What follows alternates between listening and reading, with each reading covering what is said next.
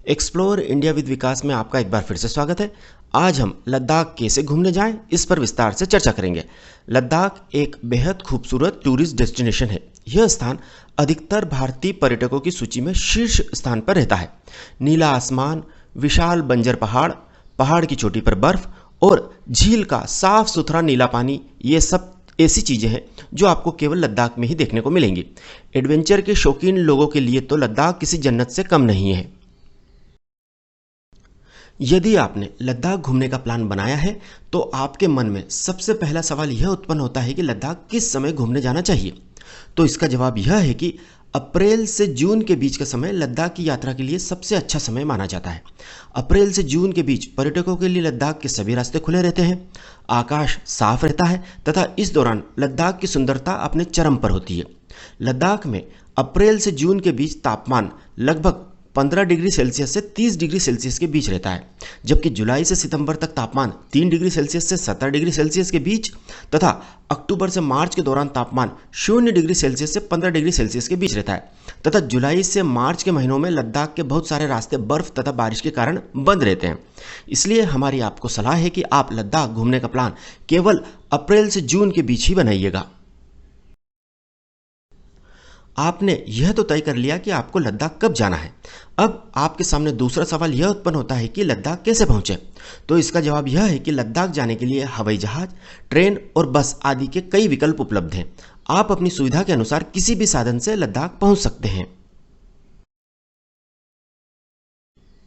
यदि आप बस द्वारा लद्दाख की संयुक्त राजधानी लेह जाना चाहते हैं तो इसके लिए 2 रूट उपलब्ध हैं, एक श्रीनगर से लेह तथा दूसरा मनाली से लेह। इन दोनों रास्तों से लेह के लिए सरकारी और निजी बसें चलती हैं। यदि आप श्रीनगर से लेह पहुंचने के लिए बस पकड़ते हैं तो आप जोजिला दर्रा होते हुए लेह पहुंचेंगे, और यदि आप मनाली से बस पकड़ते हैं तो रोहतांग दर्रे से होते हुए लेह लद्दाख पहुंचेंगे। बसों के लिए श्रीनगर तथा मनाली के दोनों मार्ग 10 से 15 अप्रैल के बाद ही खुलते हैं। यदि आप नई दिल्ली से बस से लद्दाख जाने की योजना बना रहे हैं तो लद्दाख पहुंचने में न्यूनतम 4 दिन लगेंगे। यदि आप श्रीनगर से लेह लद्दाख जाना चाहते हैं तो श्रीनगर से लेह लद्दाख की दूरी 425 किलोमीटर है तथा यात्रा में 2 दिन का समय लगता है। बस सुबह 8 बजे डल लेक के पास स्थित टूरिस्ट रिसेप्शन सेंटर से प्रारंभ होती है। बस सोनमर्ग तथा द्रास होते हुए शाम को कारगिल पहुंचती है तथा रात को आपको कारगिल में ही रुकना होता है। रात में रुकने तथा खाने का खर्च आपको अलग से देना होता है। अगले दिन यही बस सुबह 8 बजे वापस अपनी यात्रा प्रारंभ करती है तथा शाम को 3 से 4 बजे लद्दाख की संयुक्त राजधानी लेह पहुंच जाती है। बस का 2 दिन का कुल किराया लगभग 1300 रुपये है। यदि आप बस द्वारा मनाली से लेह लद्दाख जाना चाहते हैं तो यात्रा में 2 दिन का समय लगता है तथा मनाली से लेह की दूरी 475 किलोमीटर है। आपको सबसे पहले अपने गृहनगर से मनाली आना होगा। मनाली से ही लेह पहुंचा जा सकता है। लेह के लिए बस सुबह 10 बजे Himachal Pradesh road transport centre Manali से प्रारंभ होती है। बस अटल टनल से गुजरते हुए दोपहर में 2 से 3 बजे केलोंग पहुंचती है तथा रात भर आपको केलोंग में ही रुकना होता है। यहाँ पर रुकने तथा खाने का खर्च आपके बस टिकट में ही सम्मिलित होता है, अर्थात आपको रात रुकने तथा खाने का खर्च अलग से नहीं देना होता है। अगले दिन यह बस सुबह 4 बजे वापस अपनी यात्रा प्रारंभ करती है तथा शाम को 6 बजे लद्दाख की संयुक्त राजधानी लेह पहुंच जाती है। बस का कुल किराया लगभग 2900 रुपये है। यदि आप एडवेंचर के शौकीन हैं तो जीप या बाइक से भी मनाली से लेह लद्दाख जा सकते हैं। अकेले बाइक से श्रीनगर के रास्ते से लेह लद्दाख जाना बहुत खतरनाक माना जाता है।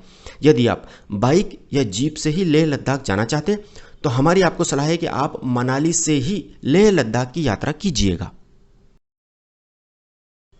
यदि आप ट्रेन द्वारा लद्दाख जाना चाहते हैं तो लद्दाख का निकटतम railway station Jammu Tawi railway station है, जो लद्दाख से 700 किलोमीटर दूर है।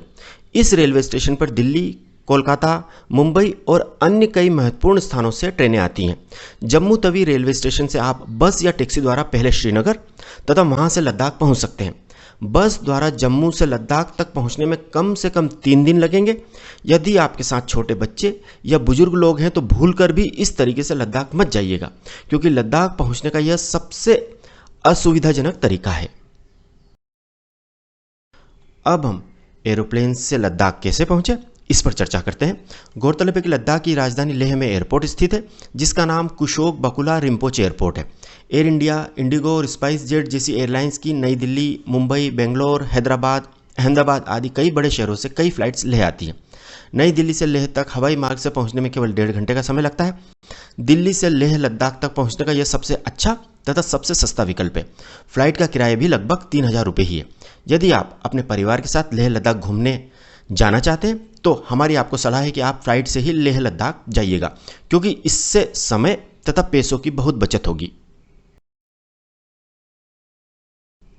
लेह के एयरपोर्ट अथवा बस स्टैंड पर पहुंचने के बाद आप टैक्सी से अपने होटल के लिए प्रस्थान करें। टैक्सी आपको एयरपोर्ट पर या बस स्टैंड पर आसानी से मिल जाएगी। आप होटल ऑनलाइन ही बुक करें, क्योंकि लेह पहुंचने के बाद यदि आप होटल की खोजबीन करेंगे तो होटल भी अच्छा नहीं मिलेगा तथा होटल वाले मनमाना किराया वसूल करेंगे। साथ ही आपका बहुत सारा समय बर्बाद हो जाएगा। इसलिए होटल ऑनलाइन ही बुक करें। लेह में आप चेंगस्पा रोड पर स्थित होटल में ही रुकें। लेह में चेंगस्पा रोड पर स्थित होटल्स ठहरने का सबसे अच्छा विकल्प है। आप केवल 1 से 2,000 रुपये में चेंगस्पा रोड पर स्थित होटल्स में रूम बुक कर सकते हैं। लद्दाख में आपको कहीं भी 3 स्टार या 5 स्टार होटल नहीं मिलेंगे, परंतु होटल्स में सुविधाएं बहुत अच्छी मिलेंगी तथा होटल का स्टाफ आपकी खातिरदारी ऐसे करेगा जैसे आप कोई राजा महाराजा हों। यहाँ का सेवा भाव आपका मन मोह लेगा। लेह के चेंगस्पा रोड पर होम स्टे या टेंट का विकल्प भी उपलब्ध रहता है, जो होटल से बहुत कम दाम में लगभग 500 से 1,000 रुपये प्रतिदिन में मिल जाता है। लेह में अपनी होटल में चेक इन करने के बाद आप नहाकर तथा होटल के ही रेस्टोरेंट में लंच कर लें। लंच करने के बाद आप अपनी होटल, होम स्टे या टेंट में ही रेस्ट करें। इसका कारण यह है कि ऑक्सीजन की भारी कमी तथा हाई एल्टीट्यूड के कारण आपको लेह पहुंचते ही एक्यूट माउंटेन सिकनेस AMS महसूस होगी। आपको सरदर्द, उल्टी, बेचैनी तथा चलने फिरने में भी दिक्कत होगी। इसलिए आपको लेह पहुंचते ही घूमने के लिए नहीं निकल जाना है। आपको पहले दिन अपनी होटल में ही रेस्ट करना है, ताकि आपका शरीर लेह के मौसम का अभ्यस्त हो जाए। एक बात और याद रखें कि यदि आपके साथ बुजुर्ग लोग हैं तो आप अपने होटल में चेक इन करते ही रिसेप्शन से पोर्टेबल ऑक्सीजन सिलेंडर ले लीजिएगा। यह ऑक्सीजन सिलेंडर आपको केवल 500 रुपये में मिल जाएगा। यदि आपके परिवार में किसी को सांस लेने में दिक्कत हो तो आप इस ऑक्सीजन सिलेंडर का उपयोग कर सकते हैं। सांस लेने में दिक्कत केवल कुछ समय ही होगी तथा यह ऑक्सीजन सिलेंडर आपकी उस दौरान बहुत मदद करेगा। आप अपने होटल में रात का डिनर करके रेस्ट करें। इस प्रकार लद्दाख ट्रिप का आपका पहला दिन समाप्त होता है।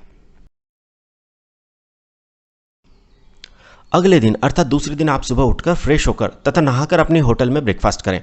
ब्रेकफास्ट करने के बाद यदि आप अपने आप को तथा अपने परिवार को स्वस्थ तथा फिट महसूस कर रहे हो तो ही होटल से बाहर घूमने का प्लान बनाइएगा। यदि आपके परिवार में से किसी को भी एक्यूट माउंटेन सिकनेस आज भी महसूस हो रही हो तो आप एक दिन और अपने होटल में ही अपने परिवार के साथ रेस्ट करें। लेह में आपको अथवा आपके परिवार को एक्यूट माउंटेन सिकनेस हो तथा आप घूमने की जल्दबाजी करेंगे तो यह शरीर के लिए बहुत घातक सिद्ध हो सकता है। यह याद रखें कि ऑक्सीजन की भारी कमी से लद्दाख में पहुंचते ही सरदर्द, उल्टी, बेचैनी, घबराहट तथा चलने फिरने में दिक्कत लगभग सभी टूरिस्टों को होती है, चाहे वह कितने ही फिट क्यों ना हो। इसलिए चिंता की कोई बात नहीं है। आप 6 से 48 घंटे के भीतर लद्दाख के वातावरण के अभ्यस्त हो जाएंगे तथा शारीरिक समस्याएं भी स्वतः ही खत्म हो जाएंगी। इसके बाद आप लद्दाख घूमने जाइएगा। आप अपने होटल से ही पूरे दिन के लिए टैक्सी बुक कर लें। अब आप दूसरे दिन ब्रेकफास्ट करने के बाद लेह सिटी के लोकल अट्रैक्शंस देखने निकल जाइए। लद्दाख की राजधानी लेह पहुंचने के बाद आप सबसे पहले लोकल साइट सीइंग ही कीजिएगा, क्योंकि लद्दाख के हाई एल्टीट्यूड वाले स्थानों पर आप 1-2 दिन बाद जाएंगे तो यह आपके शरीर के लिए अच्छा रहेगा। एक बात और याद रखें कि यदि टैक्सी वाला आपसे कहे कि आप 3 या 4 दिन का लद्दाख ट्रेवल पैकेज बुक कर लीजिए तो आप बिल्कुल भी ऐसा मत कीजिएगा। इसके लिए वो आपसे 25 से 35 हज़ार रुपये मांगेगा, जबकि यदि आप डेली बेसिस पर टैक्सी बुक करेंगे तो वह आपको अधिकतम 3 से 4 हज़ार रुपये प्रतिदिन में पड़ेगी। यदि और पैसे की बचत करनी हो तो शेयर टैक्सी भी आप हायर कर सकते हैं। यह याद रखें कि लद्दाख में सबसे ज़्यादा खर्च ट्रेवलिंग पर ही होता है। लेह में आप सबसे पहले शांति स्तूप देखने जाइएगा। यह शांति स्तूप लेह सिटी सेंटर, जिसे लेह का मुख्य बाजार कहते हैं, से केवल 5 किलोमीटर की दूरी पर स्थित है। यह शांति स्तूप विश्व का सबसे ऊंचा स्तूप है। इस स्तूप के व्यू पॉइंट से लेह शहर का बेहद खूबसूरत नज़ारा देखने को मिलता है। शांति स्तूप देखने के बाद आप लेह पैलेस, जिसे लाचेन पलखर के नाम से भी जाना जाता है, उसे देखने जाइएगा। यह पैलेस शांति स्तूप से केवल 3 किलोमीटर दूर है। गौरतलब है कि लेह पैलेस अपने समय की सबसे ऊंची इमारतों में से एक है, जिसमें कुल 9 मंजिलें हैं। यदि आपके पैर साथ दे तो आप पूरी 9 मंजिलों का भ्रमण कर सकते हैं, कोई रोक टोक नहीं है। यह महल पूरे लेह शहर का सबसे मनोरम दृश्य प्रस्तुत करता है। गौरतलब है कि इस पैलेस में 17वीं शताब्दी में राजा नामग्याल का परिवार रहता था। इस पैलेस को देखने के बाद आप काफ़ी थकान महसूस करेंगे, इसलिए आप इस पैलेस के भ्रमण के बाद लेह सिटी में कहीं भी अच्छे से रेस्टोरेंट में लंच कर लें।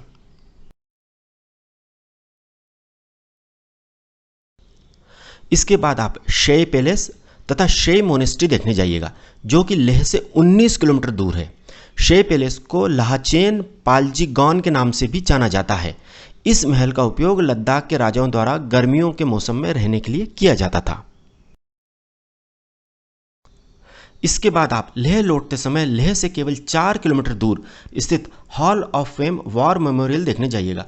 इस hall of fame war memorial में लद्दाख में सियाचिन ग्लेशियर व कारगिल में पाकिस्तान से हुए युद्धों के साथ अन्य सैन्य अभियानों में भारतीय सेना की उपलब्धियों के साथ क्षेत्र की कला व संस्कृति को भी संजोया गया है। यह वॉर मेमोरियल देखने के बाद भारतीय सैनिकों की उपलब्धियां देखकर आपका सीना गर्व से चौड़ा हो जाएगा। अब आप वापस लेह आ जाइएगा। इसके बाद आप टैक्सी वाले को पेमेंट करके टैक्सी छोड़ दें तथा पैदल पैदल लेह के बाजार में घूमें तथा शॉपिंग करें। वहीं पर किसी रेस्टोरेंट में डिनर कर लें तथा उसके बाद पैदल पैदल अपनी होटल में आ जाएं। यदि आपकी होटल लेह बाजार से ज़्यादा दूर हो तो टैक्सी को ना छोड़ें, टैक्सी से होटल पहुंचकर टैक्सी को छोड़ें तथा होटल में आकर रेस्ट करें। इस प्रकार लद्दाख में आपका दूसरा दिन समाप्त होता है। तीसरे दिन सुबह जल्दी अपनी होटल में ब्रेकफास्ट करें तथा होटल से जितनी जल्दी हो सके चेकआउट करें। इसके बाद आप अपने होटल के बाहर से या होटल के रिसेप्शन से लद्दाख के सबसे famous tourist attraction Pangong lake को देखने के लिए टैक्सी बुक करें। लेह से पेंगोंग लेक की दूरी 223 किलोमीटर है तथा यात्रा में लगभग 6 घंटे का समय लगता है। पेंगोंग लेक ट्रिप के लिए आपको 2 दिन के लिए टैक्सी बुक करनी पड़ेगी, क्योंकि पेंगोंग लेक देखकर उसी दिन वापस रात में लेह लौटना बहुत मुश्किल होता है तथा एक दिन में आप पेंगोंग लेक ठीक ढंग से एक्सप्लोर भी नहीं कर पाएंगे तथा सकरे तथा खतरनाक रास्तों के कारण रात का सफ़र लद्दाख में बहुत रिस्की माना जाता है। टैक्सी का 2 दिन का आने जाने का किराया लगभग 7,000 रुपये होगा। यदि यात्रा खर्च कम करना है तो आप शेयर टैक्सी से भी केवल 3,000 रुपये में पेंगोंग लेक देखकर आ सकते हैं। पेंगोंग लेक के रास्ते में कई सारे खूबसूरत टूरिस्ट स्पॉट्स भी आएंगे जो आपको आपका टैक्सी वाला दिखाता हुआ ले जाएगा। यदि आपको लंच करना हो तो आप पेंगोंग लेक के रास्ते में कुछ अच्छे रेस्टोरेंट मिलेंगे, वहां पर लंच कर सकते हैं। यदि आप लेह से सुबह 9 बजे पेंगोंग लेक के लिए निकलते हैं तो पेंगोंग लेक तक आप दोपहर 3 बजे तक पहुंच जाएंगे। यदि आप रास्ते में रुकते रुकते चलेंगे तो 1 से 2 घंटे और बढ़ जाएंगे। पेंगोंग लेक पहुंचकर आप सबसे पहले अपनी ऑनलाइन बुक होटल में चेक इन करें। आप पेंगोंग लेक पर स्थित होटल 1 दिन पहले ही लेह से ऑनलाइन बुक कर सकते हैं। यदि आपने पेंगोंग लेक पर होटल ऑनलाइन बुक नहीं किया है तो भी कोई दिक्कत नहीं होगी। आप पेंगोंग लेक पहुंचकर भी तत्काल होटल या टेंट बुक कर सकते हैं। तत्काल होटल या टेंट बुक करने पर वह थोड़े महंगे पड़ते हैं। यहाँ टेंट का रेट 1,000 रुपये तथा होटल का रेट 2,000 रुपये प्रतिदिन के लगभग होता है। एक बात और याद रखें कि यहाँ पर आपको टेम्परेरी कंस्ट्रक्शन वाले बहुत साधारण होटल ही मिलेंगे, क्योंकि यहाँ परमानेंट कंस्ट्रक्शन की मनाही है। होटल या टेंट बुक करते समय सबसे महत्वपूर्ण बात यह ध्यान रखें कि होटल या टेंट पेंगोंग लेक के किनारे ही हो, चाहे 200 या 400 रुपये ज़्यादा ही क्यों ना देने पड़े, होटल आप पेंगोंग लेक के किनारे ही बुक कीजिएगा। इसका कारण यह है कि पेंगोंग लेक के किनारे के होटल या टेंट से पेंगोंग लेक का जादुई नज़ारा दिखता है। होटल में चेक इन करने के बाद आप चाय नाश्ता करके पेंगोंग लेक देखने तत्काल निकल जाएं। गौरतलब है कि पेंगोंग लेक की लंबाई 135 किलोमीटर है, जो भारत और चीन दोनों देशों में फैली हुई है। इस झील के लगभग 45 किलोमीटर हिस्से पर भारत का कब्जा है, जबकि शेष 90 किलोमीटर हिस्से पर चीन का कब्जा है। पेंगोंग लेक अपने रंगों को बदलने के लिए पूरे विश्व में मशहूर है। इस झील का रंग सूर्य के प्रकाश के बदलते कोण के कारण कभी नीला, कभी लाल और कभी कभी हरा भी दिखलाई पड़ता है। इस झील के पास बहुत सारी फिल्मों की शूटिंग हुई है, लेकिन आमिर खान की 3 इडियट मूवी ने इस लेक को वर्ल्ड फेमस कर दिया है। इस झील तथा इसके आसपास का वातावरण आपको मंत्रमुग्ध कर देगा। आप इस लेक पर वह जगह भी देखिएगा जो 3 इडियट मूवी में दिखाई गई है। आप यहाँ पर सेल्फी पॉइंट्स पर अविस्मरणीय सेल्फी भी लीजिएगा। स्वर्ग अर्थात जन्नत क्या होती है, उसके साक्षात दर्शन आपको यहाँ हो जाएंगे। आप अपनी पूरी शाम इस लेक के किनारे ही बिताइएगा। एक बात और याद रखिएगा कि इस लेक में बोटिंग नहीं की जा सकती है तथा वाटर स्पोर्ट्स की भी सख्त मनाही है, क्योंकि यह लेक भारत तथा चीन के बीच स्थित लाइन ऑफ कंट्रोल पर स्थित है। लेक पर शाम बिताने के बाद आप अपने होटल में आ जाएं तथा डिनर करके होटल के बाहर जलती हुई लकड़ियों के बीच कैंप फायर के साथ स्थानीय नृत्य संगीत का आनंद लीजिएगा। इसके बाद आप अपने टेंट या रूम में रेस्ट करें। इस प्रकार लद्दाख में आपका अविस्मरणीय तीसरा दिन समाप्त होता है। अगले दिन अर्थात चौथे दिन आप सुबह जल्दी उठकर फ्रेश होकर पेंगोंग लेक पर सनराइज को एंजॉय कीजिएगा। इसमें कोई दो मत नहीं है कि ऐसा सुंदर सूर्योदय आपने अपने पूरे जीवन में नहीं देखा होगा। इसके बाद आप अपने होटल के बाहर जो टेबल चेयर लगी होती हैं वहाँ पर बैठकर ब्रेकफास्ट तथा चाय कॉफ़ी का लुत्फ लीजिएगा। इसके बाद आप एक बार और लेक के किनारे घूम आइएगा, क्योंकि क्या पता इस प्रकार की सुबह जीवन में फिर देखने को मिले या न मिले। इसके उपरांत आप अपने होटल में आकर नहाकर तैयार हो जाएं तथा होटल से चेकआउट करें। इसके बाद आप अपने होटल से वापस लेह के लिए प्रस्थान करें। यह बात लिख लीजिएगा कि आपकी टैक्सी आपको लेकर तो लेह जा रही होगी, परंतु आपका मन पेंगोंग लेक को ही याद कर रहा होगा। आपका मन करेगा कि वक्त यहीं रुक जाए और आप पेंगोंग लेक पर ही अपना पूरा जीवन बिता दें, परंतु हम यह जानते हैं कि यह हो नहीं सकता। इसलिए अपने मन को समझाकर लेह की ओर प्रस्थान करें। रास्ते में कई सारे सुंदर स्थानों को देखते हुए किसी स्थानीय रेस्टोरेंट में लंच भी कर लें। इसके बाद आप लेह पहुंचकर अपने होटल में चेक इन करें। आप चाहें तो उसी होटल में रुक सकते हैं जिसमें आप लेह में शुरुआत में 2 दिन रुके थे, अथवा आप किसी नए होटल या टेंट में भी रुक सकते हैं। इसके बाद आप चाय नाश्ता करके अपने होटल से पैदल पैदल लेह के बाजार में शॉपिंग करने या घूमने निकल जाइए। इसके बाद अपने होटल में आकर डिनर करें तथा रेस्ट करें। अगले दिन अर्थात 5वें दिन आप अपने होटल में सुबह का ब्रेकफास्ट करें तथा शाम वैली घूमने के लिए तैयार हो जाएं। इसके बाद आप अपने होटल के रिसेप्शन या पास के टैक्सी स्टैंड से शाम वैली घूमने के लिए टैक्सी बुक करें। शाम वैली श्रीनगर लेह राजमार्ग के आसपास का सुंदर क्षेत्र कहलाता है। शाम वैली में अलची, लिकिर, बसगो, जांस्कर और सिंधु नदी संगम, निम्मू, मैग्नेटिक हिल, गुरुद्वारा पाथेर साहिब आदि का भ्रमण शामिल है। यह पूरी राउंड ट्रिप लगभग 140 किलोमीटर की होगी तथा इस ट्रिप में 9 से 10 घंटे लगेंगे। टैक्सी का किराया लगभग 3000 रुपये लगेगा। इस ट्रिप में आप सबसे पहले गुरुद्वारा पत्थर साहिब देखने जाइएगा। ऐसा कहा जाता है कि इस गुरुद्वारे में एक ऐसा पत्थर है जिसे श्री गुरु नानक देव ने स्पर्श किया था। इस गुरुद्वारे का निर्माण भारतीय सेना ने किया है।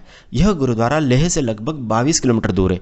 इस गुरुद्वारे में दर्शन करने तथा अरदास करने के बाद आप मैग्नेटिक हिल देखने जाइएगा।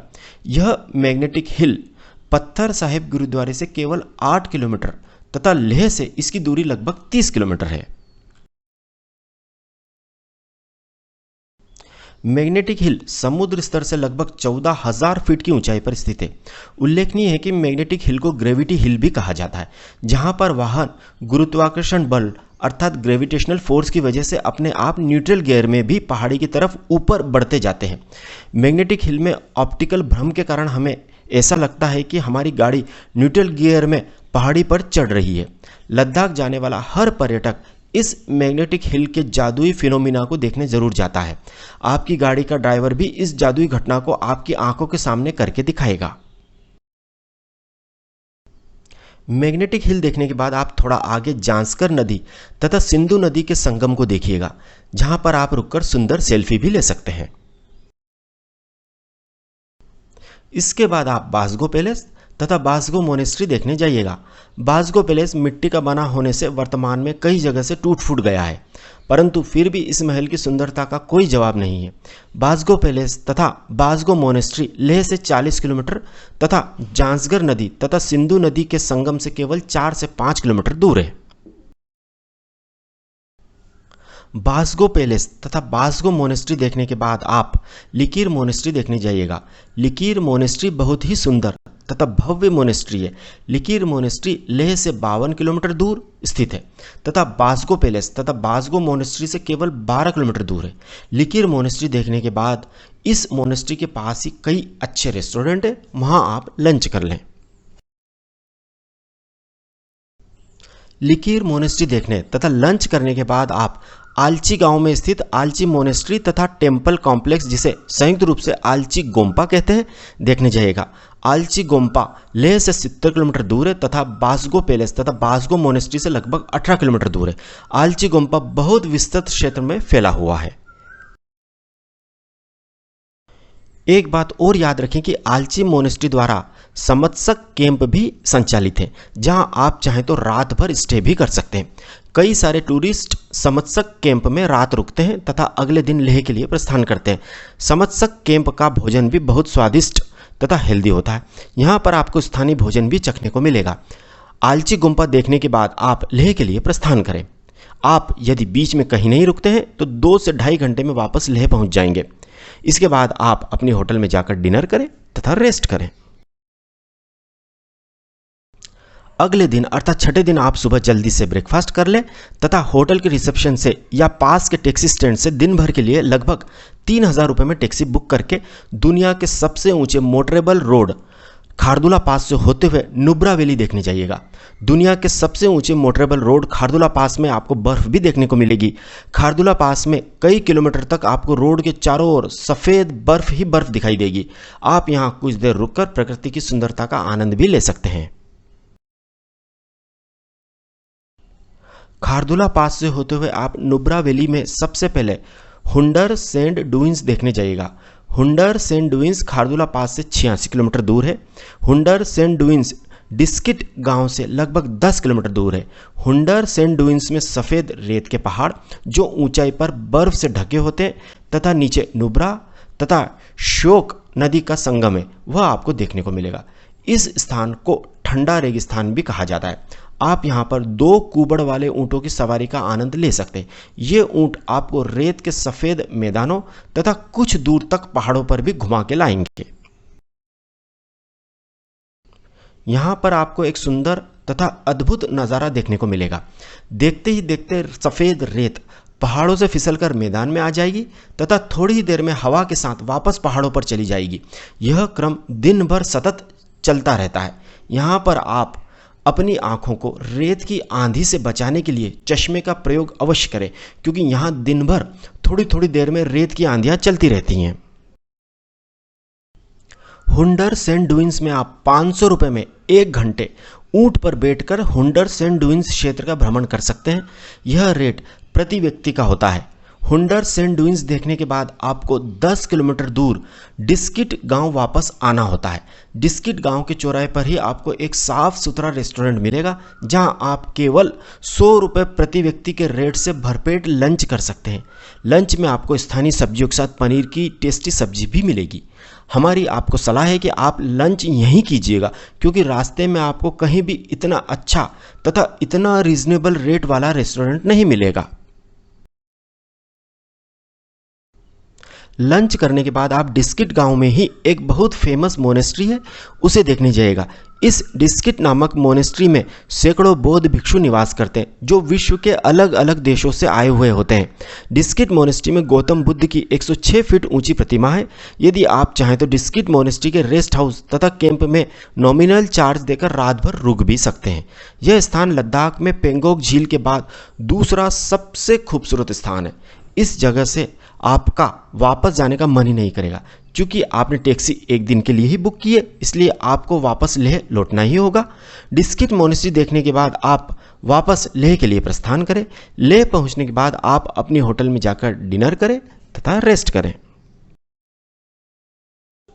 अगले दिन अर्थात 7वें दिन आप सुबह अपने होटल में ब्रेकफास्ट करें तथा होटल से चेकआउट करके अपने गृह नगर के लिए जो संबंधित फ्लाइट उपलब्ध हो उससे प्रस्थान करें।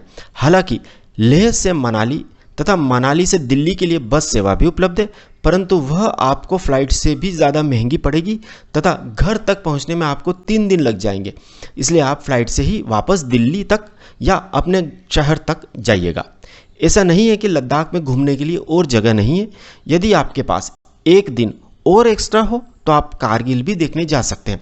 कारगिल लेह से 216 किलोमीटर दूर है तथा यदि सुबह जल्दी निकला जाए तो एक दिन में कारगिल का भ्रमण करके वापस लेह लौटा जा सकता है। अब हम लेह लद्दाख ट्रिप से जुड़ी प्रमुख बातों पर चर्चा करते हैं। गौरतलब है कि लद्दाख में कई सारे प्रतिबंधित क्षेत्र होते हैं जिनमें प्रवेश करने के लिए इनर लाइन परमिट, जिसे ILP कहते हैं, लगता है, जो कि लेह के डिप्टी कमिश्नर ऑफिस से ही बनता है। यह परमिट भारतीय सेना पेंगोंग लेक, नुब्रा वैली, खारदुला पास आदि के रास्ते में चेक पॉइंट पर देखती है। 820 रुपये में 6 दिन के लिए यह इनर लाइन परमिट बन जाता है। यह परमिट आपके आधार कार्ड, पासपोर्ट या ड्राइविंग लाइसेंस की फोटोकॉपी के आधार पर बनता है। आप बिल्कुल चिंता न करें, यह परमिट आप जब लद्दाख में अपनी होटल में चेक इन करते हैं तो होटल वाले ही बनवा देते हैं। वह आपसे आपके ID कार्ड की फोटोकॉपी लेते हैं तथा अगले दिन सुबह आपको परमिट दे देते हैं। यदि आप चाहें तो लेह के डिप्टी कमिश्नर ऑफिस से स्वयं भी जाकर यह परमिट केवल अपनी ID कार्ड देकर तथा एक फॉर्म भरकर प्राप्त कर सकते हैं। आप स्वयं लेह के डिप्टी कमिश्नर ऑफिस जाएंगे तो यह परमिट केवल 620 रुपये में ही 6 दिन के लिए बन जाएगा। परंतु बेहतर यह है कि आप होटल के रिसेप्शन पर अपनी ID देकर ही परमिट बनवा लीजिएगा। इससे आप लेह के डिप्टी कमिश्नर ऑफिस में जाने से तथा लाइन में लगने से बच जाएंगे और समय की भी काफ़ी बचत होगी। यह परमिट लेह में जगह जगह बैठे ट्रेवल एजेंट भी तत्काल बनवा देंगे, इसलिए आप इस परमिट की ज़्यादा चिंता न करें। यह परमिट ऑनलाइन भी बन जाता है। इस ट्रिप से जुड़ी कुछ बातें और याद रखें। लेह लद्दाख में तापमान बहुत कम होता है, इसलिए अपने साथ अच्छे गर्म कपड़े अवश्य रखिएगा। लेह लद्दाख ट्रिप में अपने साथ अच्छी ग्रिप वाले जूते ही रखें। इस ट्रिप में महिलाओं को भी चप्पल की जगह अच्छे स्पोर्ट्स शूज़ ही पहनने चाहिए, क्योंकि चप्पल में लद्दाख में चलने में बहुत परेशानी होगी। इस ट्रिप में यदि आपके साथ बुजुर्ग लोग हैं तो उनके स्वास्थ्य का विशेष ध्यान रखें। लेह लद्दाख में प्लास्टिक प्रतिबंधित है, तो आप पर्यावरण फ्रेंडली सामग्री का ही उपयोग करें। अपने साथ पीने के पानी के लिए स्टील की बोतल ही लेकर जाएं। लद्दाख में टैक्सी वालों से जमकर बार्गेन करें, क्योंकि कई टैक्सी वाले टैक्सी का किराया 4 से 5 गुना तक ज़्यादा बताते हैं। आप टैक्सी बुक करने से पहले यह देख लें कि वह कितने किलोमीटर लेके जाएगा तथा वह प्रति किलोमीटर कितना चार्ज कर रहा है। यह बात आप गांठ बांध ले कि टैक्सी वालों तथा ट्रेवल एजेंट के पैकेज बिल्कुल नहीं लेंगे, क्योंकि यदि आप पैकेज ले लेंगे तो आपके बुरी तरह ठगाने की संभावना है। ट्रेवल पैकेज लेने पर टैक्सी वाले ठीक ढंग से घुमाते नहीं हैं तथा केवल खाना पूर्ति करते हैं। चाहे होटल वाले, टैक्सी वाले या ट्रेवल एजेंट कितना ही बोले, आप डेली बेसिस पर ही टैक्सी हायर कीजिएगा।